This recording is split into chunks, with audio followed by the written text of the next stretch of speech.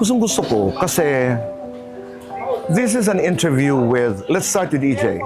This is an interview with a person who has no effort at all to be who he's not.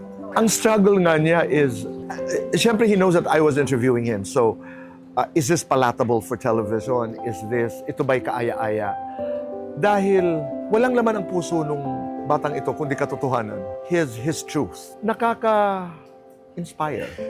Actually, nakaka-inspire. That the best way to do an interview, at least in the context of what I do, is really just to tell your story. Tell your story. Tell your story. And the lens that you should use, mata mo lang at puso at isipan. Pero huwag mo hiwalayan yun.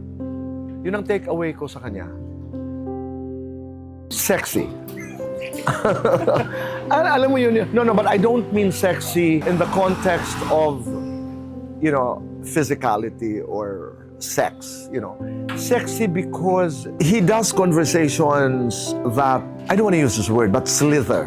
That moves in a way that's so masarap, that's so delicious. I mean, I'm talking about yung indayog, yung ritmo ng pakikipag-usap. Nagpapaliwanag, may mga moments ako doon na na-shock. Halimbawa, yung the Patafa controversy, hindi ko alam na nagalit siya sa nanay niya. I did extensive research. Wala siyang attempt to sugarcoat na kasalanan nilang lahat, etc. Hindi. Alam ko binugbog ako. But ito yung partisipasyon namin. In the effort of my mother to help me, hindi siya naintindihan. Kaya, lumayo muna kayo. This is my battle. I love that. I love he knows his facts. And hindi siya nagpapa-ligoy-ligoy doon. And that's really compelling in, again, the context of interviews.